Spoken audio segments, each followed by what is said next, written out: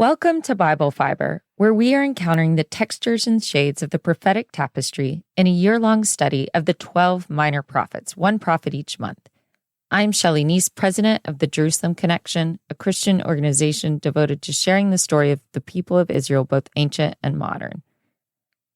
This week, we are finishing the first chapter of Nahum and reading the second chapter. Normally, I try and keep our weekly readings nice and clean, assigning whole chapters. But I thought Nahum's divine warrior hymn had to be separated from the rest of the book's pronouncements of judgment against Assyria and oracles of hope for Judah. Nahum 1:9 marks that transition point from hymn to prophecy.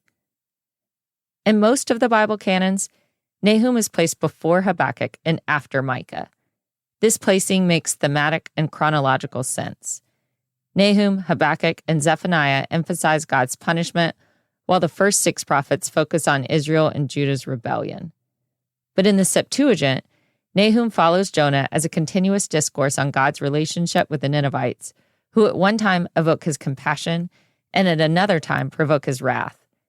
In Jonah, Nineveh's sparing displayed God's power. In Nahum, his power is displayed in Nineveh's destruction. Around 150 years separate the life of Jonah from the life of Nahum, with Jonah being the earlier of the two.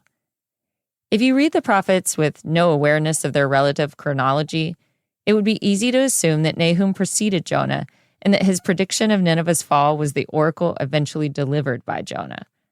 Or worse yet, reading Jonah and Nahum in tandem makes it appear that their messages contradict each other. Are the people of Nineveh recognized for their repentance and forgiven for their wickedness or not?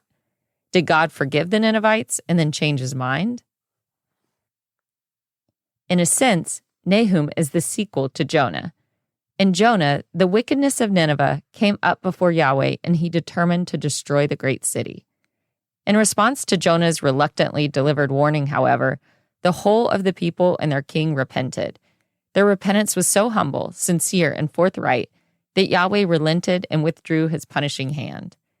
In fact, the repentance of the Ninevites is one of the only 2 times in the entirety of the Book of the 12 that people heard the words of a prophet and responded with a sincere change of heart on a national level. Joel is the other example. Based off everything we know about Assyria from 2 Kings, 2 Chronicles, and ancient historical records, Nineveh's revival did not last beyond a generation. Not only did they return to their violent and evil ways, but they also crossed a red line. In 722 BCE, the Assyrians conquered the northern kingdom of Israel, ravaging the land, slaughtering the Israelites, and scattering the survivors throughout the empire. They proceeded to terrorize all the towns of Judah and only failed in their attempted takeover of Jerusalem.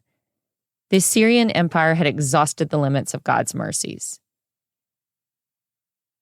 No wonder Nahum states at the outset, "The Lord will by no means clear the guilty."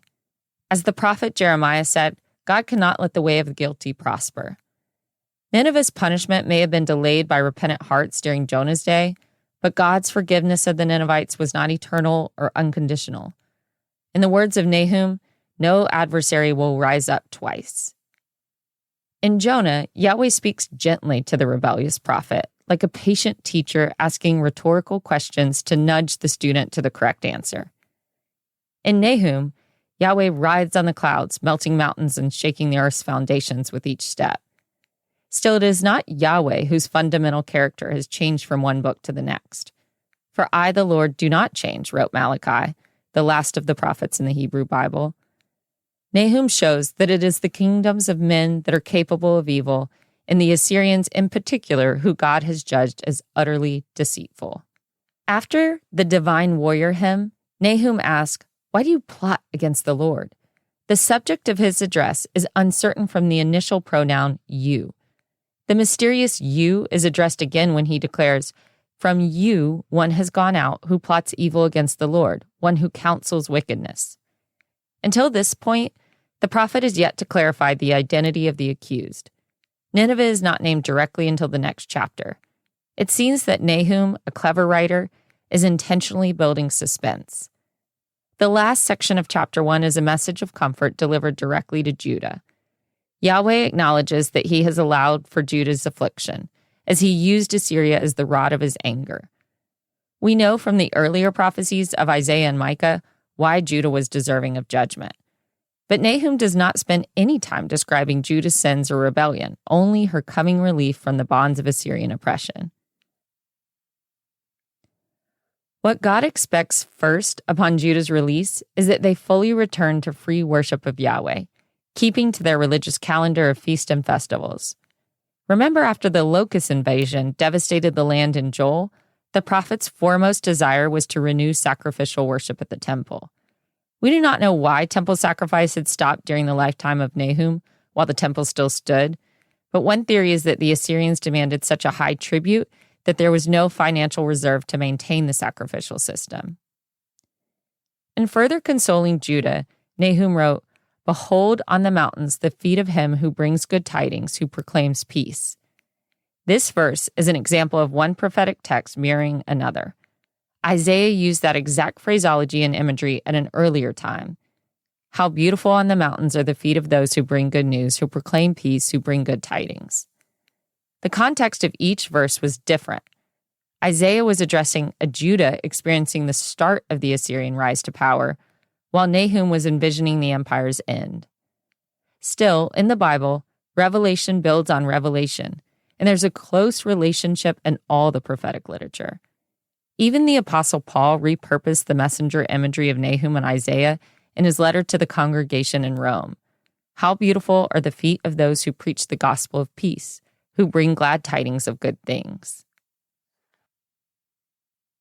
The last two chapters of Nahum provide a rough sketch of the sequence of events that led to Nineveh's takeover.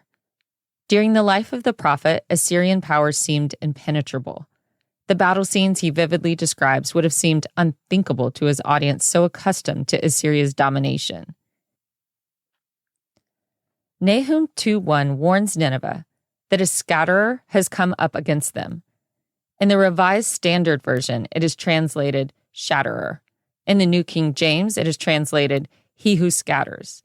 In the New International Version, it is attacker. Despite the translation discrepancies, the scatterer or shatterer is a cryptic reference to Yahweh. The way Nahum exalts the name of Yahweh and keeps a focus on the power of Yahweh is meant to minimize the actual agents of his revenge.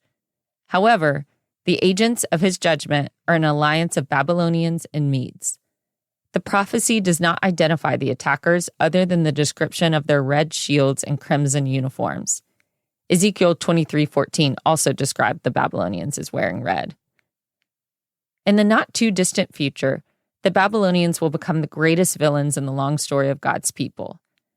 Here, one bad actor is uprooting another, but they are all acting out of the will of Yahweh at that time. Nahum is an effective writer, communicating the chaos of war. Nahum maintains a drumbeat to his poetry that invokes chaos, blurring the distinctions between the actions of the attackers and the defenders. He describes chariots rambling about in the streets of Nineveh, but they could be the chariots of the attackers who managed to enter through a break in the wall, or they could be the chariots of the defenders trying desperately to defend the city, but it is too late. Soon, after the attacking army invades, the plundering of the city begins. Nahum writes, "There is no end of treasure or wealth of every desirable prize." Here, Assyria is getting a taste of its own medicine. For centuries, the Assyrian Empire had a policy of growth through warfare. They conquered every land within reach and promptly dispersed the captured peoples throughout the empire. The irony here is that the empire known for its system of robbing is being robbed. The perpetrator is now the victim. Nahum's account of Nineveh's fall also hints at a watery ruin for the city. Nahum wrote, "The river gates are open, the palace trembles." He continued, "Nineveh is like a pool whose waters run away." Interestingly, the ancient Greek historian Diodorus Siculus wrote his own account of the fall of Nineveh. According to his slightly confusing version of events, an abundance of rainfall overwhelmed the canals. The floods weakened a portion of the protective wall and destabilized the palace.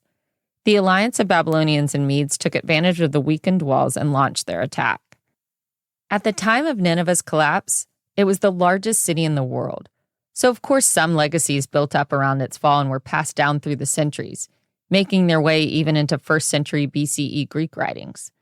However, the Babylonian records that record Nineveh's last days do not describe the method of their attack on Nineveh.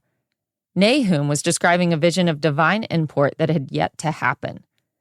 The description of Nineveh as a pool with open river gates could have been literal and therefore collaborate with the Greek historical account, or it could have been figurative as a way of describing the rush of Assyrian refugees fleeing the city. Personally, I like the idea of a literal destruction of Nineveh by flood.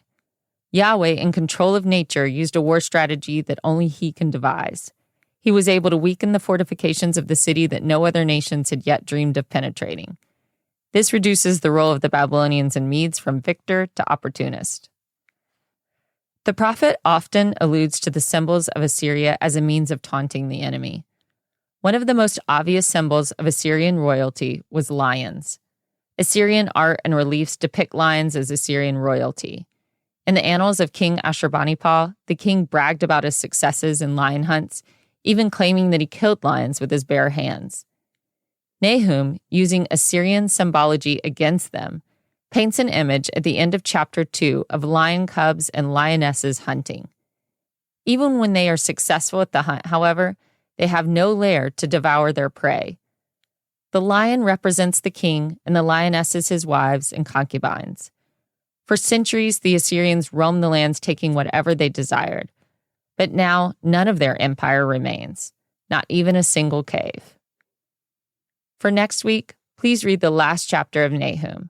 We will talk about the universal message of Nahum and some of the ways Nahum has been interpreted and applied from the time of the Dead Sea Scrolls until the modern day. Thank you for listening, and please continue to participate in this Bible reading challenge.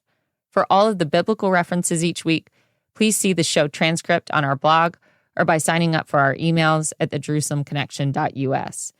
I don't say all the references in the podcast, but they are all in the transcript.